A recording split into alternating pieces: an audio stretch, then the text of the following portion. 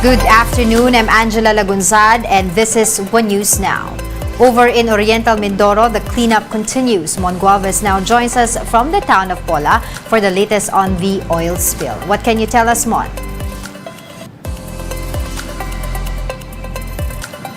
Angela, authorities have released the results of test water samples taken from the shores of Oriental Mindoro.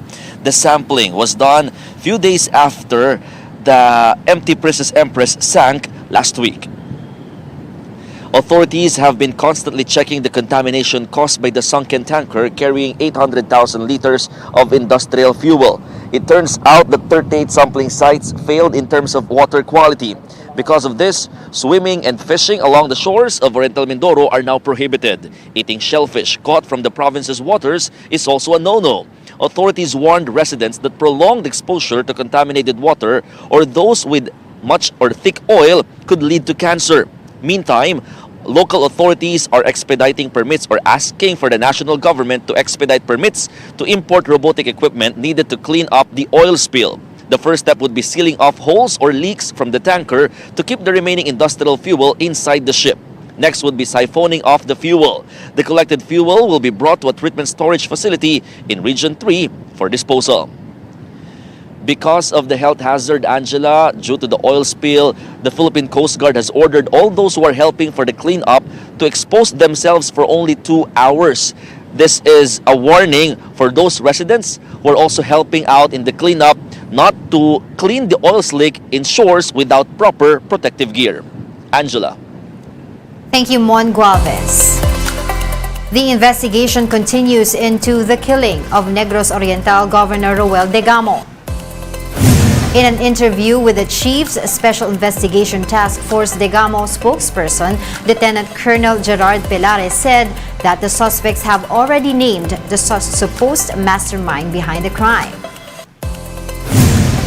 Can you tell us kung nagbulgar na itong apat na ito ng pangalan sa inyo? Kung sino ang nag-utos sa kanila ng nagawin ito? Without naming names, have they told you who gave the order? We have substantial information already, and we will use this in the subsequent police interventions that we are going to launch. So they have identified, these suspects have already identified the mastermind. Is that it? Meron na po. Pelare also revealed that the suspects were, quote, highly trained soldiers who belong to a private armed group. This is part of a big group na we are trying to dismantle through subsequent police operations. The information that we got ay mga highly trained po sila, and they came from, some of them came from Mindanao, may iba po from Region 6. And they were gathered just to conduct this very gruesome crime. A magnitude 5.9 earthquake jolts New Bataan in Davao de Oro. The tremor struck at around 2 p.m. and was tectonic in origin. PVOX said damage and aftershocks are expected. It initially reported the earthquake's magnitude at 6.2 but later downgraded it. One News will bring you more information as they become available. We're pausing for a short break. One News Now will be back with more stories. Keep it here.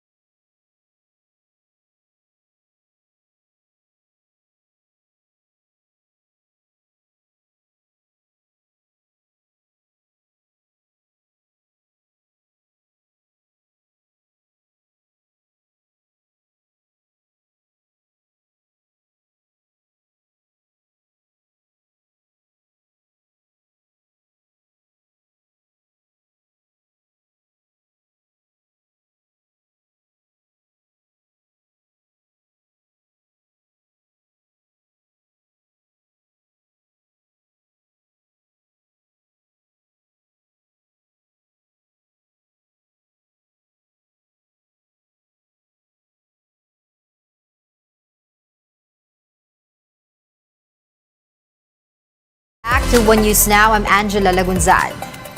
Jeepney groups are implementing a system where drivers can still join the protest action with minimal losses to income. Davao explains. After participating in the first day of the transport strike, jeepney drivers will go back on the road. They are still protesting the modernization program, but they still need to earn, so they need to ply their routes. Kailangan po kasi wala nang makain. Kailangan pumasada. Tuloy-tuloy na itong pasada namin. Jeepney drivers from Caloocan City echo this sentiment. Wala mahirap Walang pambiling gata sa bata At saka yung panggastos sa araw-araw. Sabi, isang linggo daw po ito Pagka may nag-aarang po, saka kami titigil. Kasi hinaharang kasi kami ng mga kasama namin Meanwhile, others have a different strategy to earn while still showing their support to the transport strike.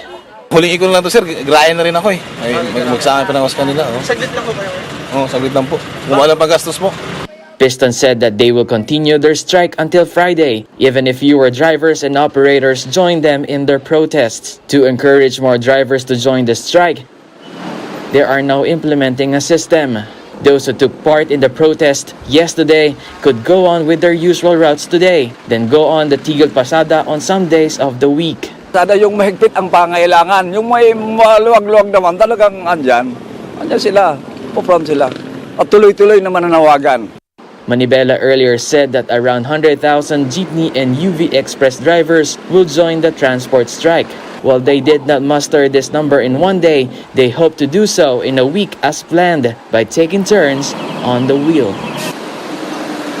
For News 5, Dave Abuel, We Are One News.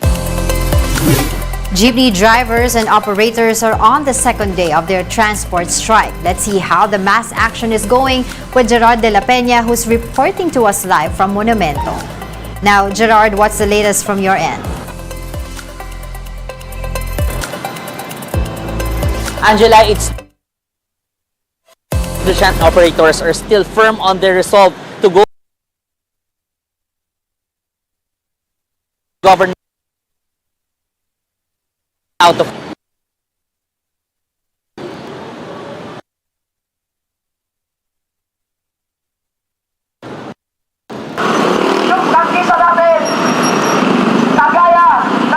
Transport Group Piston staged a protest in Caloocan, which they will continue until Malacanang comes up with an order junking the PUV modernization program.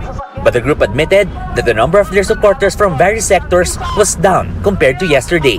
In the Kamanava area, there are 7 jeepney associations who continued with the transport strike, but the drivers plying the Malabon Monumento route said that they are not sure if they can go on with the strike for a week, as they have to earn. The MMDA said the number of deployed vehicles for free rides has been reduced. That's after some local government units asked for the removal of augmentation, so these rides will not compete with PUVs that have already returned to their routes. Sa Malacanang na po kami pupunta.